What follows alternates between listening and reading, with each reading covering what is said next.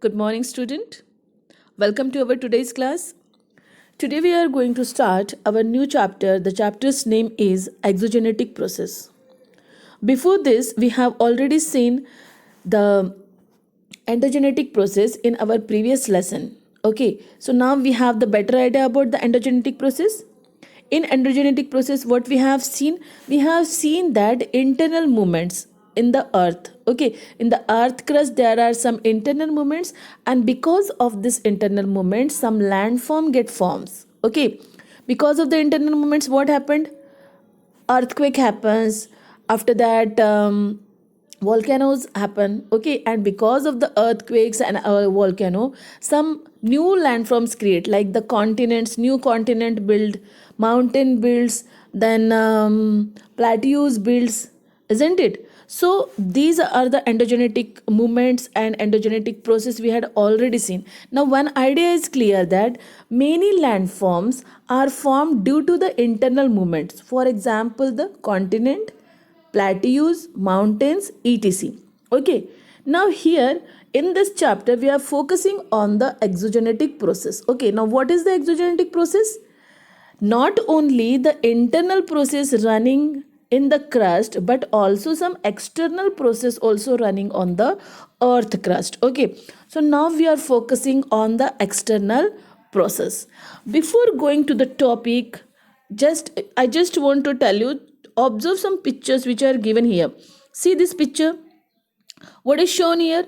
You can easily say that here is the this is the picture of mountain, and it's it is degraded, isn't it? It is it's looking like a fragmented. Okay, see this is looking like a fragmented. इसके कुछ ऐसे कुछ हिस्से हो चुके हैं. Okay, now you just see this rock, it just broken down. Okay, after that let's see on the next page. Here also you can see now this is one stone. Okay, and this stone's upper structure means upper appearance, we can see that something fishy here, means it's not in its proper form. Okay, it's not looking healthy. See here, this is the stone statue, and this is also not looking healthy. This stone is also, it is having also lot of pores. Now this stones, it is having hole, and see this stone is broken down by the this plant. Okay, now what is this all? What we have seen actually, what does the meaning of this picture? See here, as I told you early, that many landforms are formed due to the internal movements. Clear? Okay, but there are many external process also happen. What is the use of that external process? What does that external process do?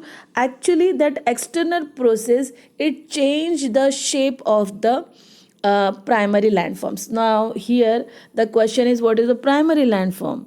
See, you just read this paragraph here. What is written, that landforms formed on the earth's surface result the internal movements is called the primary landforms. Okay, it means that whatever the landforms formed by the internal movements, that is the endogenetic movements, that is called the primary landforms. For example, continent, then your plateaus, your mountains, and etc. Okay, after that what happened? Because of the external process, that primary landform get changed, their shape get changed. Okay, that is called as a secondary landform. Now one more landform is there, that is a beside the external process, like the weathering, erosion, transportation, and deposition. The primary and secondary landform give away to a tertiary landform. It means that, see, this secondary landform is formed because of the external process. And what are the external process? See here, the weathering, erosion, transportation, and deposition. These are some external process happened on the earth, and because of this some landform get formed, and that is comes under the tertiary landform.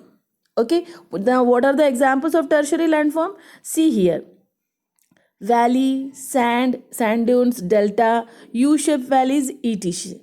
Okay, so now it is very important to understand that what is the primary landform and what is the secondary landform. See, the primary landform, which is made by the volcanic eruption, then your earthquakes. Okay, the landforms which is formed by the volcanic eruption and earthquake and some internal movements, okay, which happen inside the earth, that is called as a primary landforms. For example, continent, continent making, then mountains, then plateaus. These are some examples of the internal movements and the primary landforms. The next is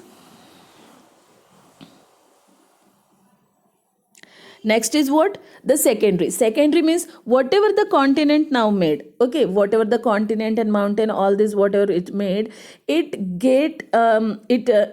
experience some external process. What are that external process? That is the weathering, erosion, transportation and deposition, and because of that the appearance of that landform get changed. Now you can see here, see, this is a mountain, okay.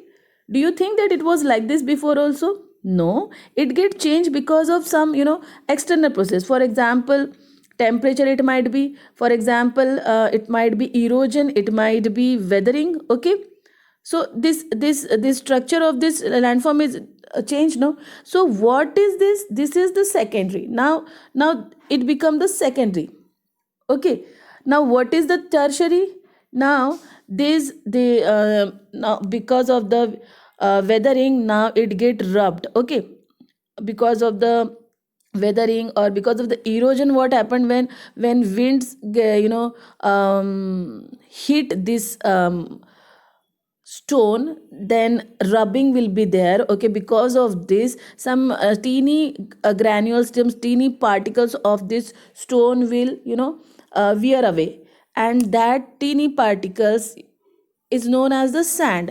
That sand will run away and deposit somewhere, and it makes some deltas or some other kind of landform. Okay, so that is called as a tertiary landform. Okay, what are the examples of this tertiary landform? Now this is a valley, dune, sand dunes, delta, U-shaped valleys, V-shaped valleys, all these things. So I think, student, now you have a better idea about it.